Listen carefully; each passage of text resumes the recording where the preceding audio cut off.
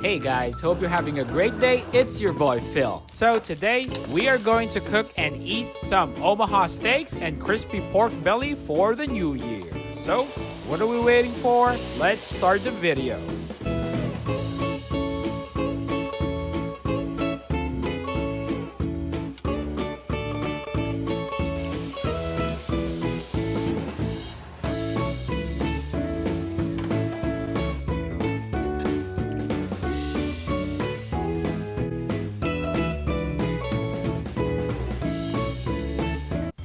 Hope you're having a great start to your new year, guys. So I'm back home and we are going to cook some Omaha steaks, specifically some beef tenderloin steaks or filet mignons from Tita Karen. And we are going to prepare, cook, and eat some crispy fried pork belly as well. But first, we have to prepare the pork. Pork belly is usually the flavor that we use in pancit. So after seasoning the pork or pork belly with some laurel leaves, garlic, salt, and pepper, boil them for about 10 to 15 minutes. So after boiling for 10 to 15 minutes and removing the residue from the boiling process, place the pork belly in a rack or a tray and dry them out for about 15 to 30 minutes. Poke all of the sides of the pork belly with a knife or a fork so that the pork belly would be less explosive during the frying process. And season all sides of the pork belly afterwards. And let them dry again for about 10 to 15 minutes. This will ensure that there will be less moisture in the pork belly during the frying process, leading to a crispier pork belly. So after you are satisfied with the drying process, it's time to fry these pork bellies. The recipe for crispy pork belly requires frying multiple times. So just fry the pork bellies, let them rest for about a minute, and fry them again. The recipe varies from person to person, but usually you will do this process 7 to 10 times until you achieve your desired crispiness for the pork belly. In this part of the video, I think we fried this pork belly 3 or 4 times already. My uncle fried this pork belly about 8 times, and the total time for cooking I think was 15 to 20 minutes until we achieved this crispiness that you see here in the video. So these are straight from the frying pan, and this is what we like with pork belly. Crispy on the outside, soft, fatty, tender, juicy meat on the inside. Now we are going to cook some Omaha steaks, and shout out to Tita Karen. Omaha Steaks brand themselves as America's original butcher. Their business model delivers fine cuts of steak to your doorstep.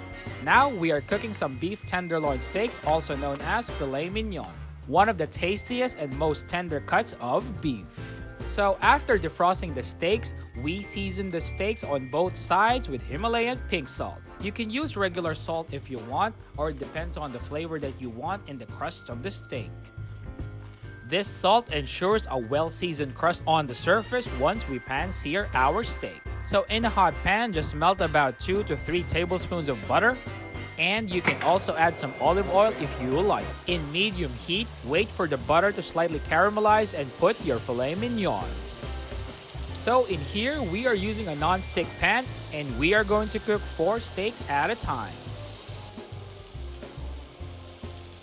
Add garlic and also add rosemary for more flavor and a better aroma for the steaks. You can mix the melted butter and the juices of the steak around the pan, but generally don't touch the steaks until they're cooked on one side. And one thing I learned in cooking shows is basting the steak with its butter and juices. You can also add more seasoning if desired.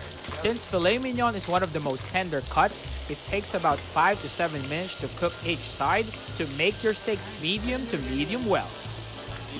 But medium is the preferred cooking temperature for these steaks. This ensures the flavor and the tenderness of the meat.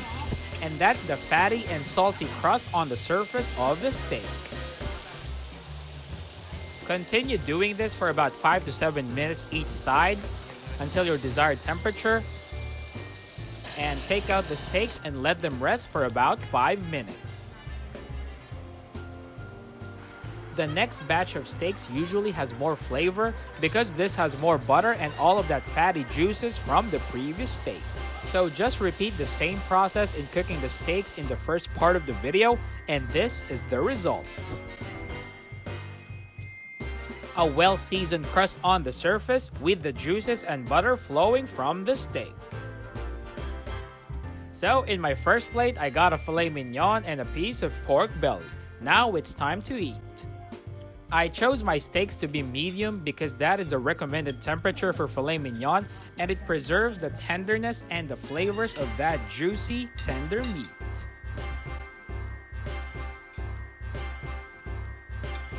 And this steak was definitely tender in the center, very juicy and very delicious. You can taste that salty, buttery crust in the searing process, and you can also pair it with rice or mashed potatoes if you want.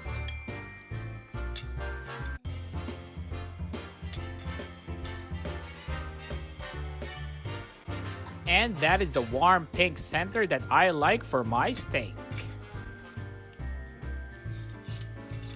And I think I had a total of 2 filet mignons because they were so delicious. I could have eaten more, but I need more space for the crispy pork belly. And this was crispy on the outside but still has tender, juicy meat on the inside. And that was delicious. Just what you expect from crispy pork belly.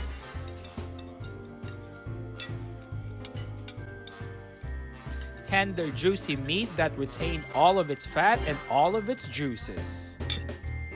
You can have ketchup, vinegar, or soy sauce as seasoning. But in this case, I'm seasoning it with some fish paste and some lemon. And that was a great and satisfying meal indeed. Thank you for watching this video, and I really do hope that you enjoy it, and thank you for your continued support. And as always, like, comment, and subscribe. See you later in the next video, guys. Take care.